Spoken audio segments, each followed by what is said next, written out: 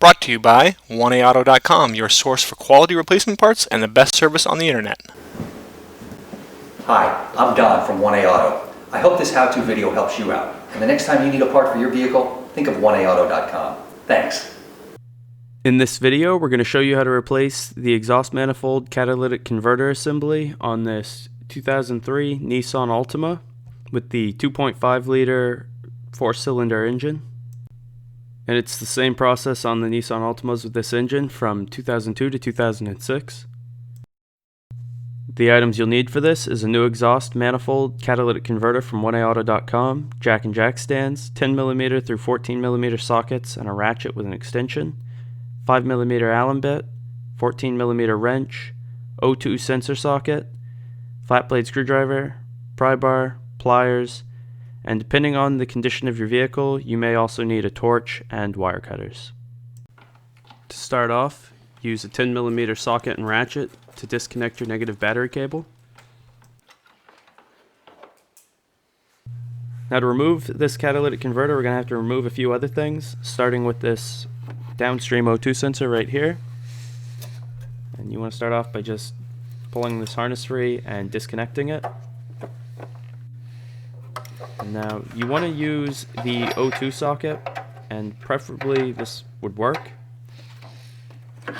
In this case it does not, because the O2 sensor is in there so well, which does mean that we're going to have to break it, and if you have to do this you will have to buy a new O2 sensor.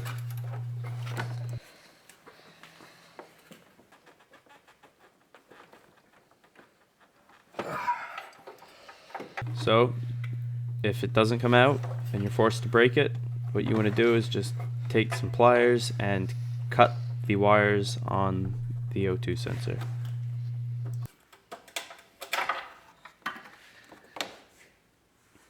Now using a 7/8 inch regular socket, you can just remove that O2 sensor.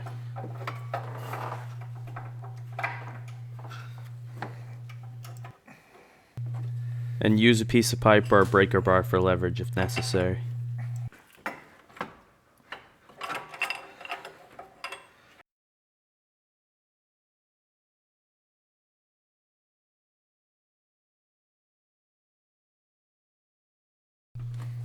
Once that one's removed, you want to remove your other O2 sensor, and you just disconnect this harness. If it's difficult, use a flat blade screwdriver to press down the tab and then just pull it apart.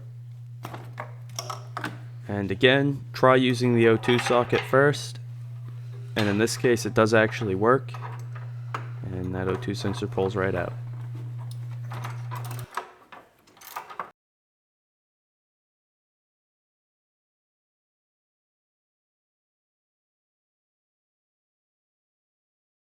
Now in the catalytic converter heat shield here, you'll see 4 bolts.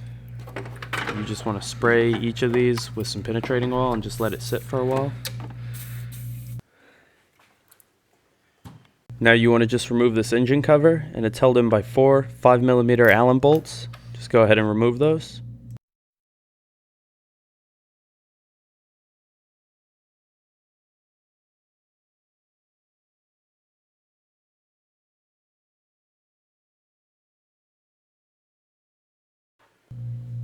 On your alternator, you'll see there's one 10mm bolt right here and another 10mm bolt right here. You want to just go ahead and remove those.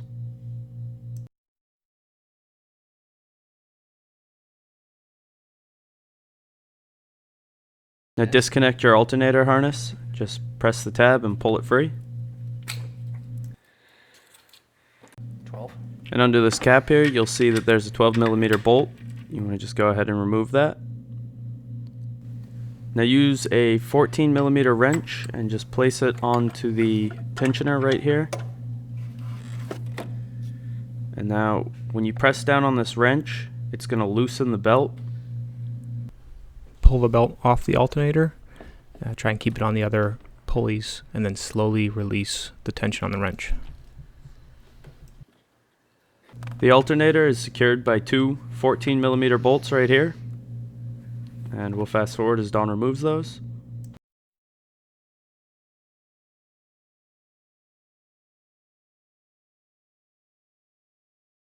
The The lower bolt, you're going to realize it's a very long 14mm bolt, so we actually have to lift up the fuse box so that we have better access. So you want to pull off that cap, and then you want to remove this 10mm bolt right here. And he did actually need some penetrating oil for that. And then you just want to lift it up just enough so you can get that lower bolt out the rest of the way. And we actually just push it down with a pry bar and it pulls right out. Now take the pry bar and pry your alternator out.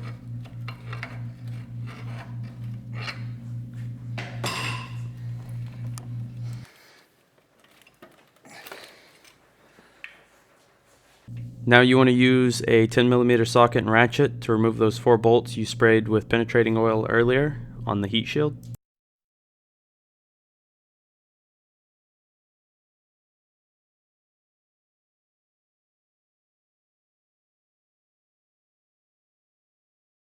Once those bolts are removed, the heat shield will just lift right up and out. Now there's 5 bolts along the top of this manifold, and you just want to spray each of those with some penetrating oil.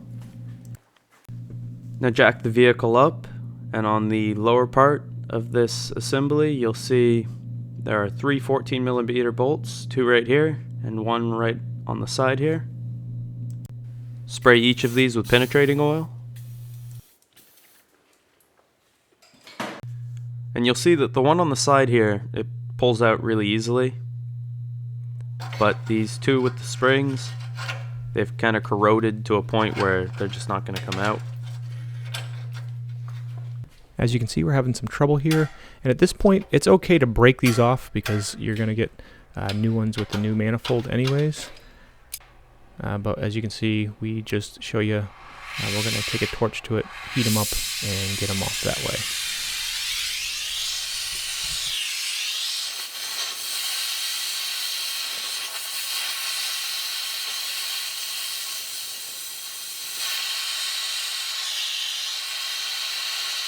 Now you can see the bolts glowing, and we're just going to fast forward as Dawn removes that bolt, and it does pull right out now.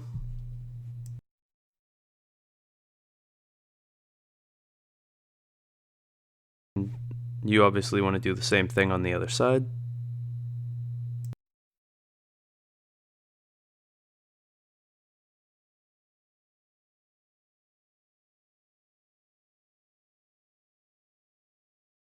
And then you want to remove the 5 14mm bolts along the top of the assembly.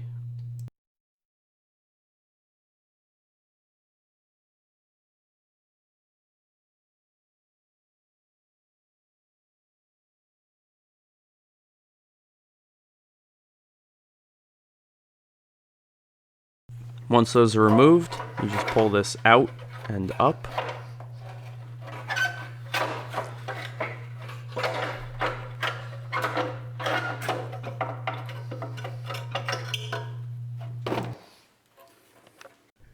Remove the gasket and then clean the gasket surface on the head. The head is aluminum, so be careful not to scratch it. Emery cloth and steel wool will do fine for this. Here you can see the new one from 1A Auto on the left, the old one on the right. You can see the new one has a smaller integrated shield on it, and then the upper shield bolts right on, and everything else bolts right into place. Take your new gasket and push it into place. And then put the donut gasket down into place.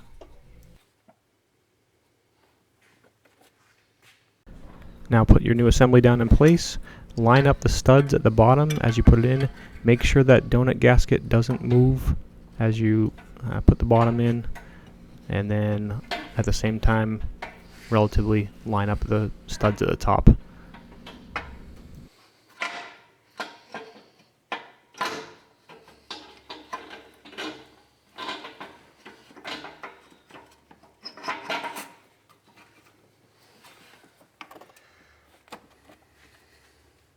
Now replace those 5 nuts along the top, and you want to first just put them on by hand and then tighten up all of them, and we'll fast forward as Dawn does this. tighten these to 45 foot-pounds, and if you do ever detect any leaks, you can tighten them more to eliminate them. Now take your alternator and put it into place, and you want to put it into place with that lower bolt. So again, just kind of do it from underneath the fuse box. And you can leave that bolt a little bit loose.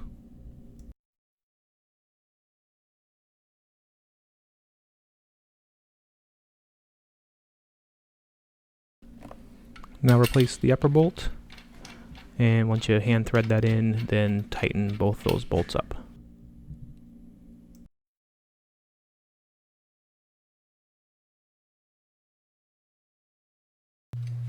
And now you just want to replace these two 10mm bolts along the top here. And make sure that you have that wire in place as you do that. And be sure to put this bracket back in place properly.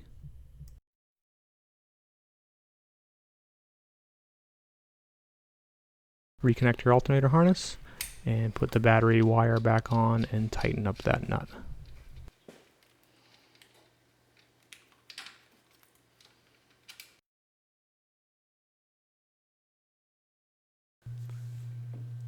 And now you just want to replace that 10mm bolt that secures the fuse box in place. And replace the fuse box cover. Take your 14mm wrench, get it down on the belt tensioner, push it down, and pull the belt on. And you can see here we get it part way up. And then we reposition the wrench and get the belt all the way on. Reconnect the negative battery cable. And replace this upper heat shield and those four 10mm bolts.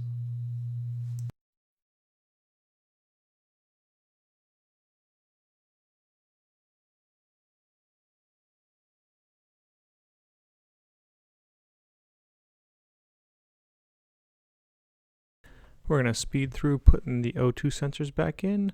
It's rather easy once you have nice new O2 sensors, and we're putting new ones in. New ones are available from oneauto.com, as well as the socket that you use to install them. And then make sure you reconnect them and reclip them on if they're clipped to the heat shield or any brackets. The engine cover back into place and replace those four 5mm Allen bolts.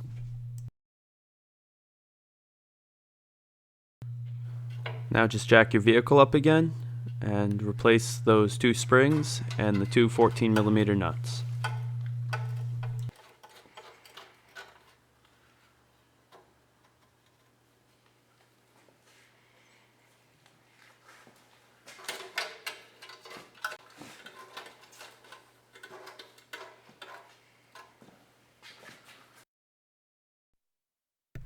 We'll fast forward here as we tighten those up. The nuts will just bottom out on the studs. There's also sometimes your manifold might come with bolts that will bottom them out, and then tighten them up another quarter to half turn. We hope this helps you out. Brought to you by www.oneauto.com, your source for quality replacement parts and the best service on the internet.